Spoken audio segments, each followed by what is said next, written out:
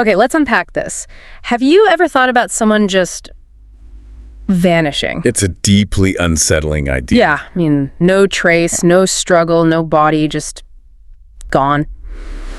And it's especially chilling when it happens out in, nature, these vast, wild places. Exactly. Places where you would expect some sign eventually. So today we're doing a deep dive into some really baffling cases you've shared with us.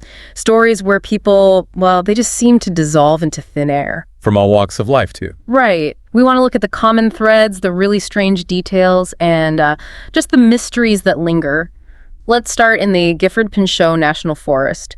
This was back in 2013. A 19-year-old named Maureen Anu Kelly. Described as very laid-back, carefree. Yeah, her half-sister Sherry said that. She was an aspiring singer-songwriter, played the ukulele, posted videos online. Loved nature, apparently, but wasn't like a super experienced camper. Which makes the next part even more worrying. Totally. Sherry got concerned because Maureen borrowed camping gear for what she called a spiritual quest. A spiritual quest. Yeah. And then what happened next? Well, her friends were there. They had dinner at a campsite near Canyon Creek, and Maureen started acting. Well, bizarrely. How so? She stripped completely naked, everything off, except for a small fanny pack. Wow. Yeah. Inside the pack, a knife, matches, and a compass. And she told her friends this was, quote, essential for her journey. Essential, right. Then she just walked off into the woods, said she'd be back by midnight. And obviously she wasn't. No. Midnight came and went. Her friends started to panic, searched around a bit, then called the authorities. As the search began. A massive one, like 75 professionals and volunteers scouring 4 square miles for 5 days. The terrain was described as amazingly steep, hazardous. It's difficult terrain, but with that many people. You'd think they'd find something, right? But this is where it gets really strange. Tracker dogs did pick up her scent. Okay, that's promising. They followed it along Canyon Creek, then north towards a forest road, number 54. Trackers even found human footprints they were sure were hers. And then the footprints just stopped, suddenly, inexplicably disappeared. Stopped, like mid-stride. That's the impression. And the dogs, they got to that same point and just started kind of wandering among the trees. Then they actually reversed the scent trail. It was like she just ceased to exist right there. Ceased to exist. That's chilling. Yeah. The weather got worse. Hypothermia was a real risk, but nothing. 10 years now and not a single trace of Maureen. And just 3 days before she vanished, she posted on Facebook, happiness is something that cannot be found. Wow. What's so fascinating, or maybe disturbing, is the sheer completeness of it. No struggle, zero physical trace left, despite that huge search. Right. It's one thing to get lost. People do get lost. But for tracker dogs, highly trained dogs, to just lose a scent like that abruptly, for footprints to just end, it's really perplexing. And the behavior beforehand, the spiritual quest, the nudity being essential, it has this whole other layer. It suggests a state of mind maybe disconnected from normal reality. This pattern, this sudden, complete removal where even scent trails vanish. Yeah. We're going to see this again. That idea of a scent trail just ending, it's incredibly creepy. Okay, let's shift to another case. Pike National Forest, 1981. Reverend Maurice Docx. An older gentleman, 84. Yes, devout man. And he had this passion for beloved rocks. He was a mineral hunter looking for rare minerals, gemstones, even at 84, but he'd get help. Right. Needed someone more mobile. Exactly. So April 29th, 1981, he's out hunting with a friend, David McSherry, at a place called Topaz Point. They were digging in separate trenches, not far apart. Okay. Around 3:00 p.m., David goes over to Maurice's trench to say, time to pack up. But Maurice isn't there. Gone. And his tools were missing too. No signs of a struggle. Nothing looked disturbed. David figured maybe he just packed up and walked back to the car. Makes sense initially. But he wasn't at the car. He wasn't anywhere. David started searching, calling out. Nothing. Panic sets in pretty fast. So another big search effort. Huge. Nearly 100 people involved. But here we go again with the dogs. Let me guess. They hit a dead end. Pretty much. The report said the dogs only ever seemed to alert at the trench that he'd been digging at.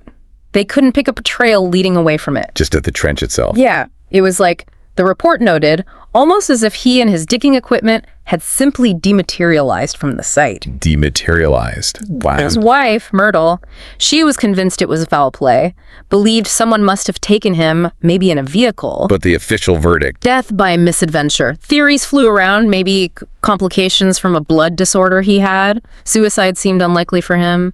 Foul play by David was considered, but quickly dismissed. But nothing concrete.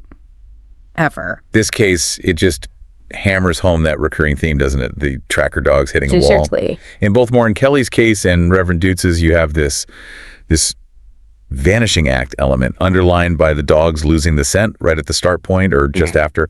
It really forces you to ask, I mean, what kind of disappearance leaves absolutely no trace for even the best tracker dogs? Yeah. It's not just getting lost.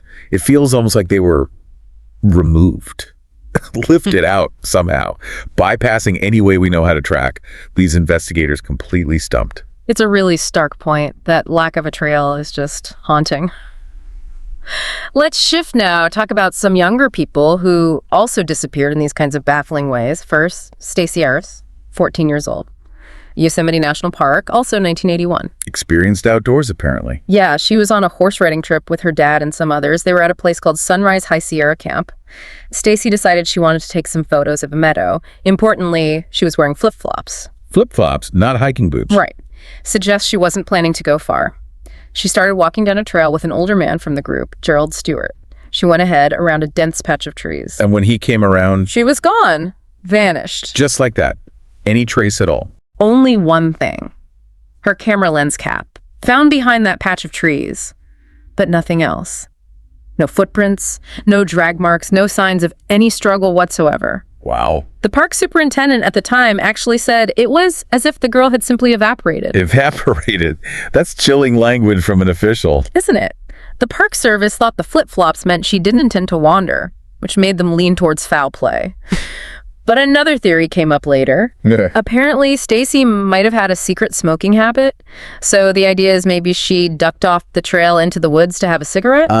Into the heavily wooded area they mentioned. Exactly. Where the line of sight was really short, it would be, as they said, incredibly easy to start heading the wrong way, especially if it got dark and she had no flashlight. Plausible, perhaps. But the search. Massive again. Over 100 people, helicopters, even divers checked nearby water. Nothing, not a strap. So even the simplest explanation, like a fall. Right. Occam's razor says maybe she fell. But her mother asked the heartbreaking question, where are her remains? And that's the key. The complete lack of remains, challenges, even that simple explanation. Then there's the disappearance of little Dior Coons, just 2 years old. 2015 Salmon Chalice National Forest, Timber Creek Campground. Oh, a toddler. That's awful. It really is. He was camping with his parents, Vernal Coons and Jessica Mitchell, his great-grandfather, Robert Walton, and a family friend, Isaac Reinwand. He was wearing a little camo jacket, blue pajama pants, tiny cowboy boots. Okay. And his blanket, his sippy cup, his toy monkey things he apparently never went without were all left behind at the campsite. Left behind. That's significant. Very. The story goes, the parents asked the great-grandfather to watch Dior while they stepped away for a private talk. When they came back, Dior was gone. And the great-grandfather hadn't seen anything. Apparently not, but what makes this case particularly troubling are the parents' stories. Oh, so? According to Sheriff Lynn Bowerman, Vernal and Jessica's accounts changed multiple times. He actually said, quote, "Mom and Dad are being less than truthful." Oof. That's a strong statement from the sheriff. Yeah. It led to them being named prime suspects. Vernal reportedly failed 5 polygraph tests. Jessica failed 4. 5 and 4 fails.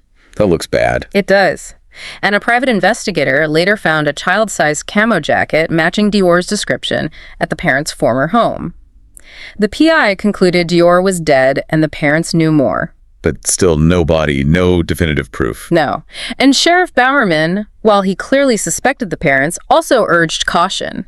He said it's foolhardy to rule out any plausible explanation. Why the caution, given the polygraphs and changing stories? He questioned the logic. If they had planned something bad, why bring the great-grandfather who reportedly would have given his own life for Dior? Why bring the friend, Isaac Reinwand? More potential witnesses. That's a fair point. It adds complexity. It just leaves so many unanswered questions about what really happened to that little boy. It's these cases with children, isn't it? Where someone so small, so vulnerable, just seems to evaporate. They're particularly harrowing. And the Dior-Kunz case, the shifting stories, the failed polygraphs, it really forces you to confront the possibility of human involvement, of something sinister. Definitely feels different from the others in that respect. Yes, but even there, the core mystery remains. The complete lack of a body, the absence of that definitive evidence. It echoes the other cases in that fundamental way. It shows how the wilderness itself can be, well, an accomplice, almost. It hides secrets incredibly well. Like, it's so hard to tell a tragic accident from a deliberate act, or even something else entirely when you don't have a trail or remains. It pushes traditional investigation to its absolute limit.